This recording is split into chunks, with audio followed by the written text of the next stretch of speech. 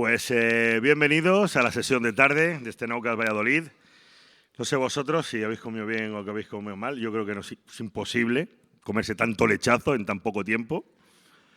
He visto récords mundiales hoy de comer lechazo. Ha sido una cosa espectacular. Y bueno, como veo que si alguno no ha podido echarse la siesta o lo que sea, bueno, tranquilos, ahora va a hablar Joaquín Sevilla. Joaquín Sevilla, él es físico. Es profesor en la Universidad de Navarra, en la Universidad Pública de Navarra. Él es catedrático también. Y él es un experto en explicar, si lo conocéis bien, en dar charlas sobre la física de las cosas sencillas, de las cosas que tenemos en casa. Hoy pues dice que predecir el futuro es imposible, pero placentero. De todas maneras, no os placenteréis mucho aquí, no sea que oigamos ronquido. Porque yo he comido bastante lechazo, sí es verdad. Bueno, un fuerte aplauso para Joaquín Sevilla, que comienza la sesión de tarde.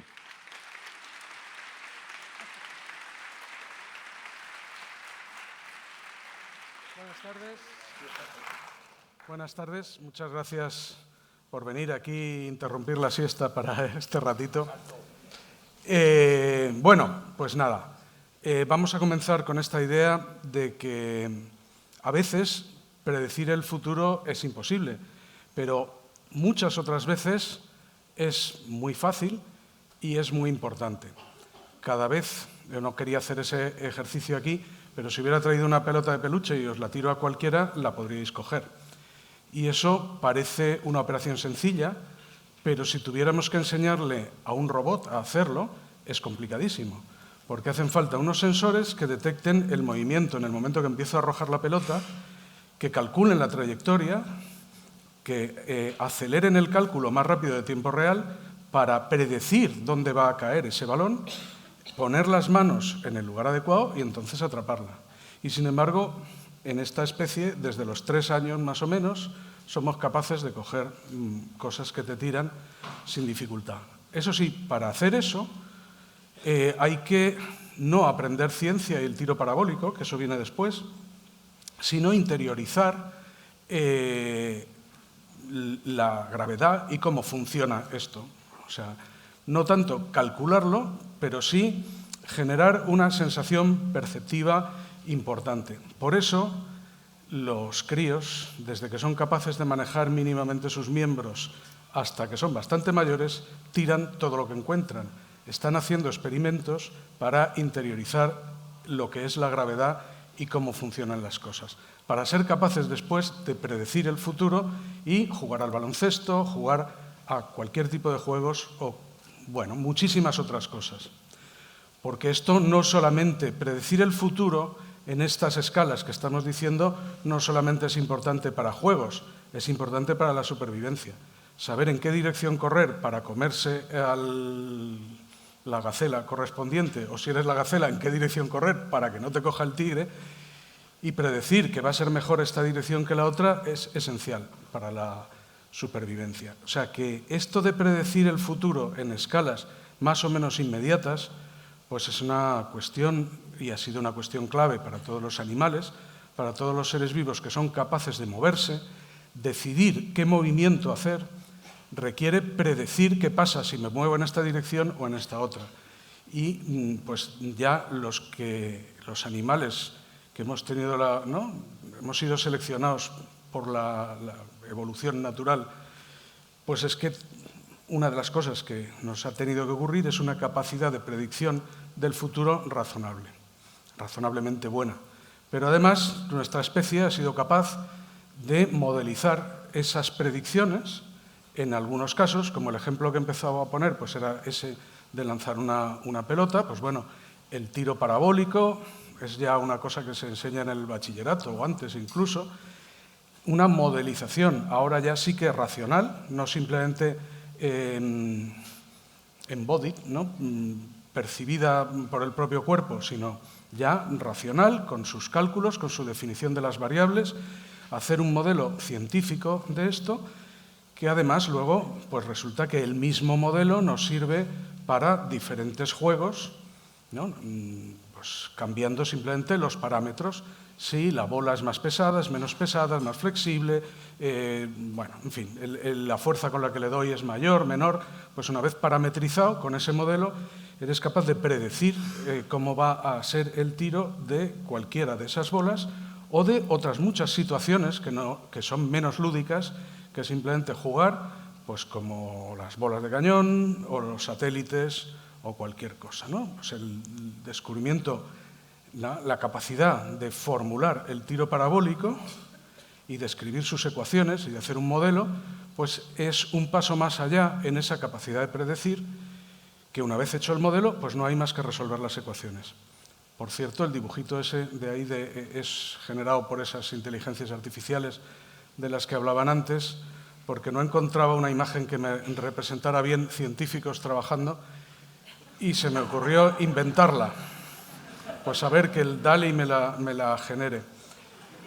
Y bueno, como hace esos borrones de caras y tal, pero bueno, eso para otra de las, ¿no? Que no, me lo psicoanalicen al DALL-E los analistas de inteligencias artificiales. Yo venía diciendo que para predecir el futuro teníamos una versión corpórea, luego como especie desarrollamos modelos ya científicos racionales que se resumen en ecuaciones y una vez que tienes la ecuación no hay más que resolverlo, ¿no?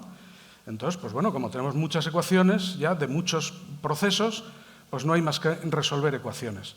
Parece que la parte importante de la ciencia es generar los modelos y luego ya resolverlos en el caso adecuado. Hay ecuaciones preciosas que son muy bonitas, como nos explicó Enrique Borja en Naucas Bilbao. Nos explicó que esa ecuación de la gravitación, ¿no? la ley de la gravitación de Einstein, la relatividad general, parece muy bonita porque nos hemos empeñado en escribirla así, pero que si la empiezas a destapar, esa ecuación de ahí son un montón de términos y cada uno de esos términos a su vez un montón y en realidad es una ecuación muy compleja. O sea que aunque la escribamos de manera muy compacta para que quede tan bonita y podamos interpretarla de una manera casi poética, de que esto es como se curva la materia y esto es, el espacio-tiempo, que le dice a la materia lo que tiene que hacer y la materia le dice al espacio cómo curvarse, pues eso está muy bien, pero en realidad si queremos ir al paso que me importaba a mí, que es predecir, yo venía aquí a predecir el futuro, ¿no? Pues si quiero predecir el futuro tengo que resolverlo y es muy complejo porque es una ecuación llena de términos. Pero bueno, si las ecuaciones no son complicadas, se podrán resolver de manera sencilla. Esa ecuación no sé si os parece muy complicada o no. A mí me parece casi lo más sencillo que se puede poner. Es una ecuación en la que a partir del valor de una variable, supongamos que X es la población de mosquitos en una isla, que un año tienes tantos mosquitos que hacen su vida, ese verano ponen huevos y mueren todos. Y al verano siguiente, cuando empieza a subir la temperatura, de esos huevos salen otros mosquitos y entonces estoy en el año T+1 y entonces pues tengo la población de mosquitos T+1. Y entonces pues hacen su vida, ponen huevos y al año siguiente tendré la población de mosquitos T+2. Y de hecho esa ecuación se planteó para describir evolución de poblaciones de esta manera, de una manera discreta, o sea, porque es la variable en un momento y en un momento posterior, por eso el ejemplo de un año u otro año iba bien, ¿no? De hecho, pues esto, yo que he preparado la presentación, como sabe Alma, con mucha prisa, en vez de escribir las cosas, pues he buscado en Google donde ya estuvieran escritas, ¿no? Entonces, porque esta es una ecuación muy clásica. Entonces, pues esa nos dice ahí pues que esa X sub t es la población, el tamaño de la población ahora, X sub t+1 pues será el tamaño de la población al año siguiente o la generación siguiente. Y aquí solo hay un parámetro, una tasa de crecimiento sin restricción. El aumento de la población solo depende de una característica de esa isla, esa K, que nos dice, ¿no? en el caso de la isla con sus mosquitos, pues nos dice de alguna manera la disponibilidad de alimento, lo fácil que es para esos mosquitos vivir allí. Pues parece que si la K es muy grande, pues será más fácil, hay más alimento, entonces cabrán más mosquitos, si no menos. Tal como está planteada, la X puede valer entre 0 y 1, o sea, sería un porcentaje de población, cuando la K vale entre 0 y 4. Entonces, como es una ecuación muy sencilla, nos debe permitir predecir la población de mosquitos de cualquier manera. Entonces nos ponemos a resolverla Y vemos que si aquí, ahora que no nos oye nadie y no lo están grabando, que he ido cogiendo las figuras de por ahí en vez de gastar tiempo en hacerlas yo nuevas, aquí en vez de K le llaman R, pero el RS es el parámetro ese de la fertilidad de la isla, ¿no?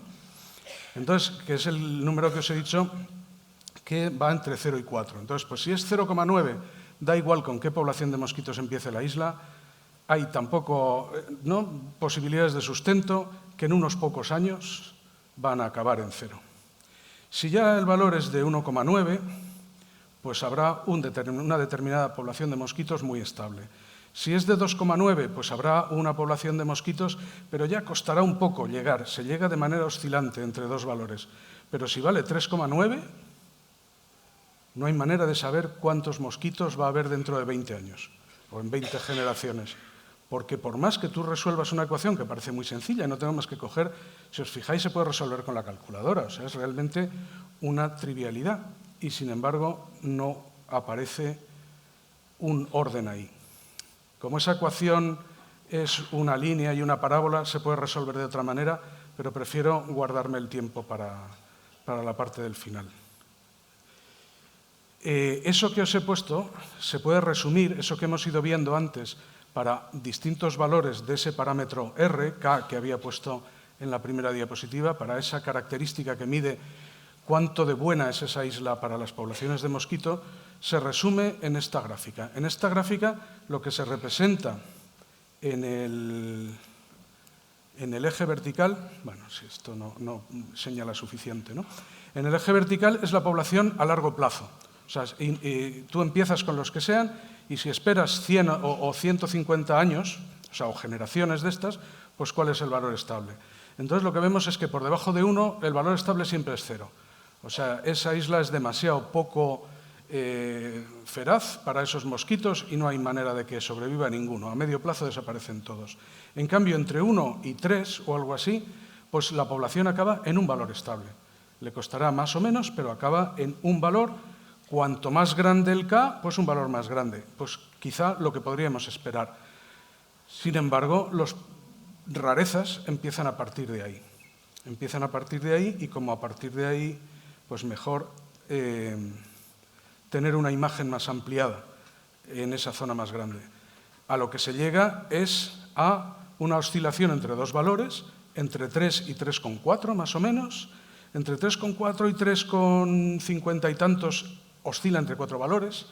Si vamos haciendo el zoom más ampliado, que me lo voy a ahorrar por ahora, pues va oscilando entre más valores, de manera que a partir de 3,6 puede tener cualquier valor. La cosa se vuelve totalmente enloquecida. Eso es el caos.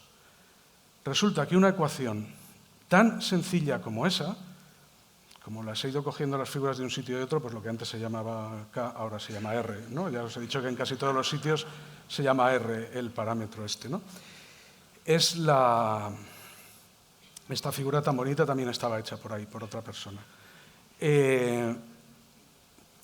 Hay un intervalo de valores R en los que la situación es caótica.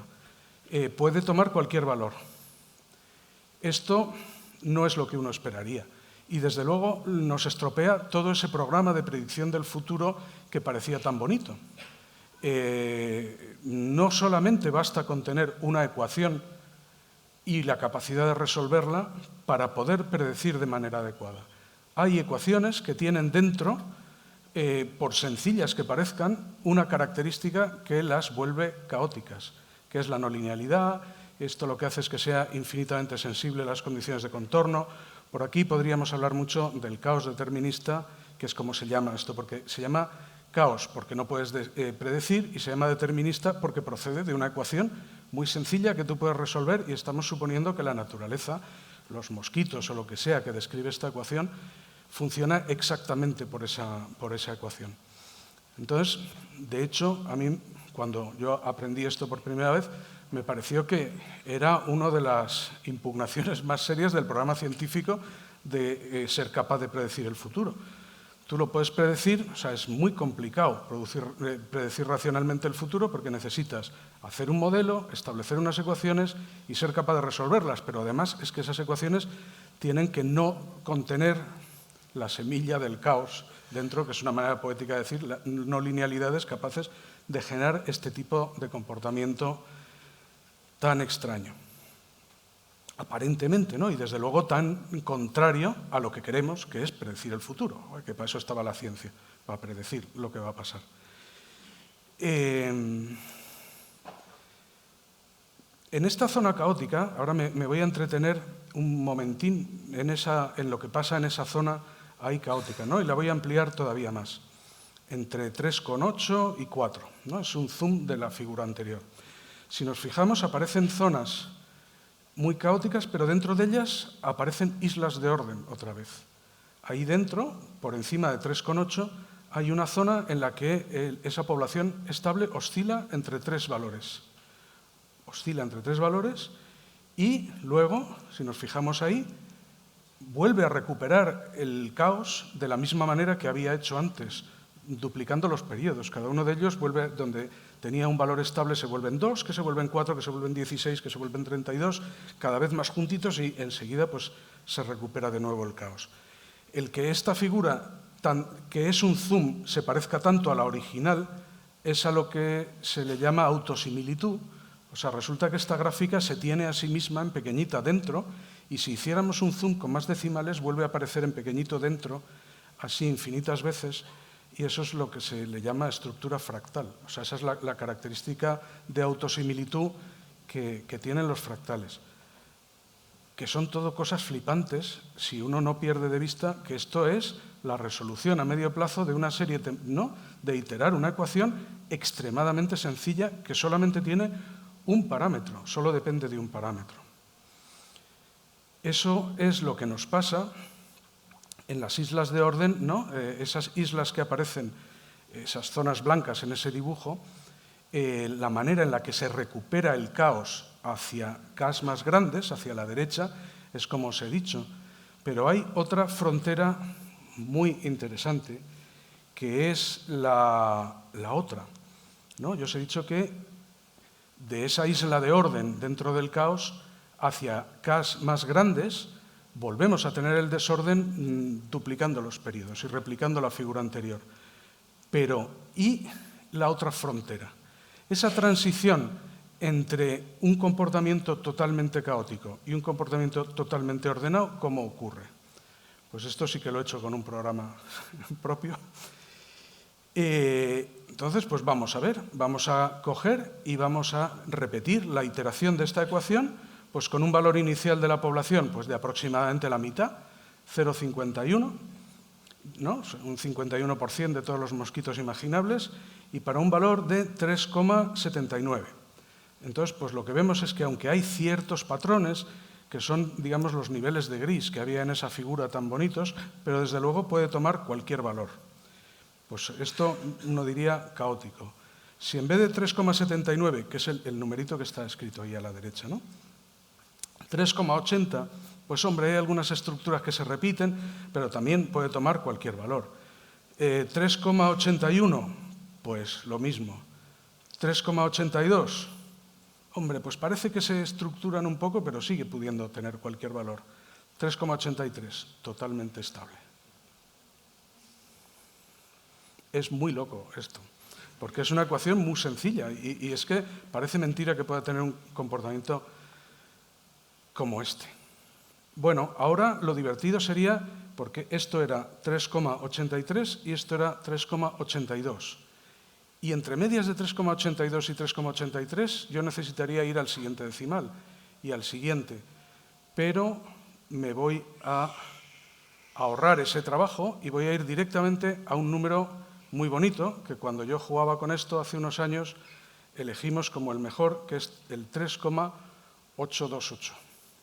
Porque ahí lo que ocurre es que se alterna, bueno, hay toda una zona de decimales, depende de cuánto bajes, en la que lo que pasa es que se alternan trozos de orden con trozos de caos. Lo que hay es una alternancia temporal.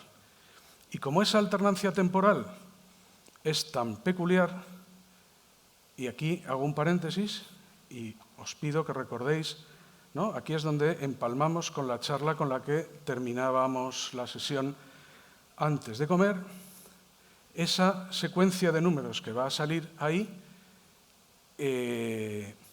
mi idea es que tiene unas características perfectas para convertirse en música. Porque cumple una de las cosas que dijo Almudena entonces: se trata de poder generar expectativas y que a veces funcionen y a veces queden defraudadas. Esto de que tener expectativas y que a veces funcionen y a veces no, en psicología llaman refuerzo aleatorio intermitente.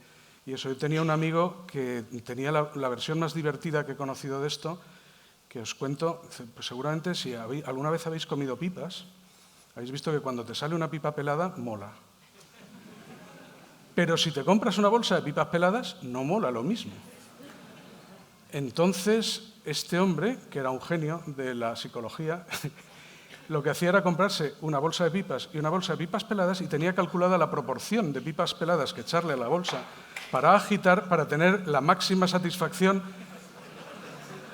pero seguir manteniendo el enganche, ¿no?, de descubrir la pipa en el momento adecuado. Pues esto es un poco lo que te pasa con la música. Si la música es demasiado la pipa sin pelar, pues es un jazz que no hay quien lo siga, ¿no? Porque es demasiado complicado. Bueno, no sé qué parte es cuál. Pero bueno, el caso es que tienes que tener expectativas cumplidas y expectativas defraudadas en una proporción adecuada. Entonces, en este programa lo que se hace es, a partir de los números que estábamos viendo en la ecuación anterior, simplemente esos números que hay entre el 0 y el 1, generar una correspondencia entre ellos y notas. Ha dicho Almudena esta mañana que los ruidos, la voz, se convierte en música estructurando el que las frecuencias, todas las frecuencias posibles, porque yo puedo hablar más grave, más agudo, y esto no puedo hacer un glissando de voz de todos los tonos de voz, porque es la voz. De hecho, cuando hablamos usamos todos los tonos. Con la música tenemos que meterlo en una escala. Entonces, pues yo ahí, esa columna de las notas, pues lo que hace es asignar los números en determinado intervalo a la nota correspondiente. Como ya sé que van a salir 3 números repetidamente, están afinados a un acorde de do mayor para que suene bien y nos suene más música. Y luego tengo la posibilidad también ahí a la derecha de cambiar la duración de las diferentes notas si quisiera. Entonces, para una charla más larga solo de música, pues podríamos jugar, porque cuando haces que la nota más grave se haga más larga, suena todavía más musical. Pero yo quería simplemente terminar, bueno, luego hago unas conclusiones, pero mostrando este paseo por el caos, mostrando cómo esas zonas en las que justo la transición entre el comportamiento de esta ecuación tan simple, pero que esconde tanta riqueza de comportamiento, entre las zonas de caos y las de orden intermedios, pues puede sonar musical con una transformación extremadamente sencilla que está ahí mostrada, lo cual nos podía dar paso después a hablar si la música autogenerada ¿no?, si las inteligencias artificiales están componiendo o compone el que crea el algoritmo, lo que sea. Esta es una de las versiones más sencillas.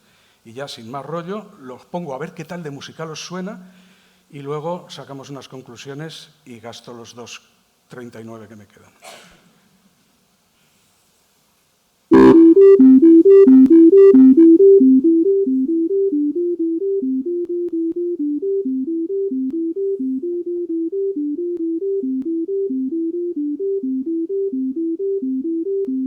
Yo no voy a hacer como... Bueno, mejor no.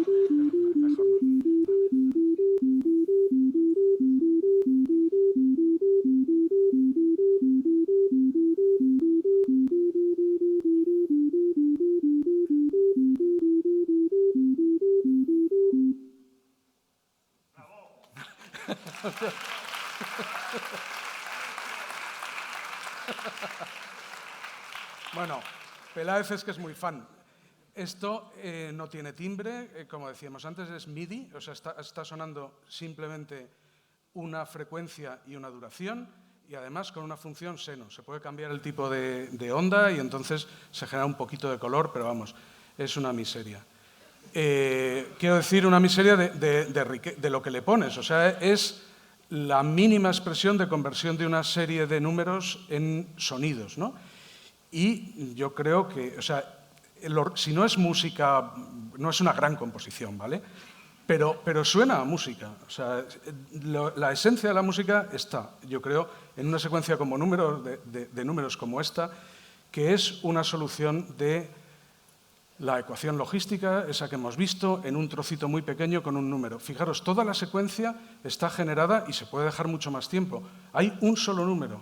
Esta es ¿no? Sería la Sinfonía 3,82, sin más. El resumen es que en ese borde del caos que estamos viendo está la mezcla de éxitos y fracasos que nos mantiene enganchados para lo bueno y para lo malo, por ese tema del refuerzo que os decía, y ese caos está escondido en una ecuación aparentemente tan simple y, en resumen, ecuaciones muy sencillitas como esas nos hacen imposible predecir el futuro, pero si esa imposibilidad está en una zona de este tipo y nos permite hacer música, pues nos puede resultar placentero. Pues eso es todo. Muchas gracias.